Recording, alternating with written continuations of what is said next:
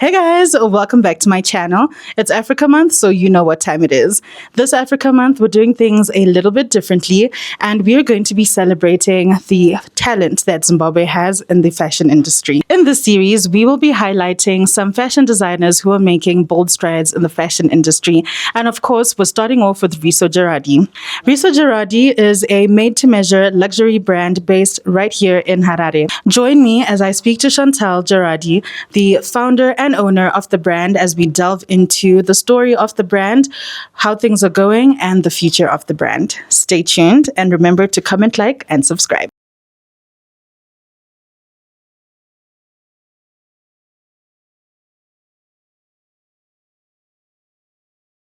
Hi, Chantal. Hi, how are you? Good. How are you? I'm all right, thank you. Thank you for joining us today. You're most certainly welcome. Okay, so first of all, before we get into talking about the brand, the journey, and everything, maybe you could introduce yourself, tell us about the brand as well. Okay. Hi guys, I am Chantal. I am the owner of RISO Jeradi, which is a mid-level luxury brand that focuses on sustainability, meaning that we only make as per order, and we focus on women feeling comfortable in the outfits that we have. So they're standardized designs, but we ensure we tweak them and custom make them to your preferences. So you usually see that in shops, you've got standard sizes like size 10, size 12, but sometimes you're a size 10 on the hips and a size 8 on the bust. So we always cater to those specific measurements and ensure that you feel the most confident you in our pieces. How did you start your journey in fashion design? So I started out as a fashion blogger. I'm that generation. I'm a millennial. So we started out blogging and I was doing fashion, and I would get most of my pieces custom made because, like I said, you'd go into the shop and something would fit on your hips, but not on your waist. So my mom would make a lot of my stuff. I would just design or just think of what I wanted, and then she would make them. And a lot of people would be like, hey, we really like what you're wearing. Where can we get it? So that's how I started making pieces for people, and then referrals came in and we were like, why not just make this into a movement? Why not make this into a business? And here we are. When you are making your collections, where do you draw inspiration from? To be quite fair, everyday life. We love functionality. So usually I like pieces that I can wear to do everything that I do in my day to day, but still look chic, still look elegant. And then from African women, I mean, we have all the style in the world. I draw my inspiration from women in Nigeria, women in Kenya, here in Zimbabwe. I meet so many amazing women. And sometimes clients come with ideas and I'm like, wow, I think this could sell. And we agree on it and we design it and we take it out and people are like, yes, we definitely want that. So I take inspiration from everyday women that I meet in my life. What would you say is the thing you enjoy the most about being in the fashion space in Zimbabwe? I think we've got so much talent in Zim, and I think just meeting up with other designers, other creators is so exciting because you feel re-energized and refreshed and ready to take on new things.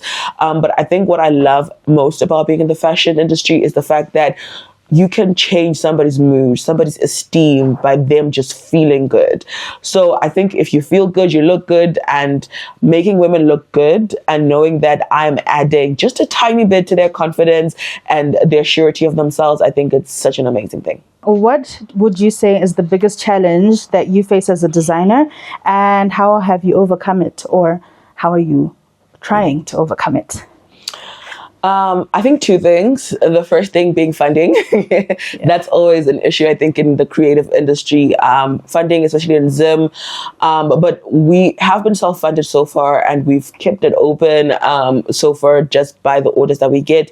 But I do know that we could definitely expand into other regions and all of that if we had the funding. The second thing would just be the how would I say this? Just like the way that the economy is unstable in Zim, meaning one fabric shop is open today, tomorrow you go there, it's closed. So sometimes just ensuring that the quality of the fabrics that you have, the quality of the inputs that you have is standard is a bit difficult because it's constantly changing. But outside of that, I think we're growing and we're going towards a much better time for the fashion industry. Absolutely. And you're so right. The economy, it's so crazy because, like you're saying, one day the shop will be open, the next it's gone, and you don't know where to find it. Exactly.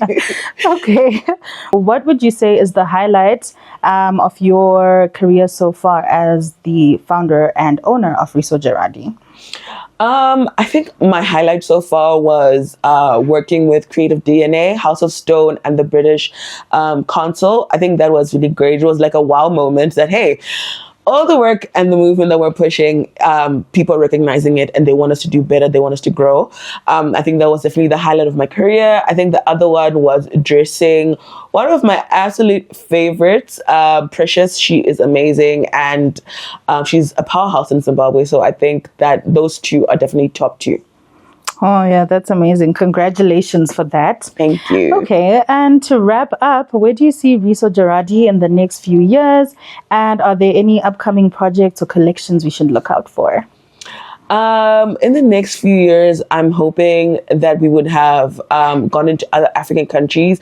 I believe so much in Africa's potential and it being such a viable market that I would want to see our brand in Kenya, our brand in Rwanda, our brand in South Africa. We're already in South Africa and Zambia. So I would love a situation where there is continental trading and I'm able to just call up one of my designer friends in Kenya and they can house my stuff in their store. So I think that's definitely one thing that we are working towards. And upcoming projects, we're supposed to have a winter line, but we are stalling on that a bit. It will probably come out in end of May. So that's something that you guys can definitely look forward to.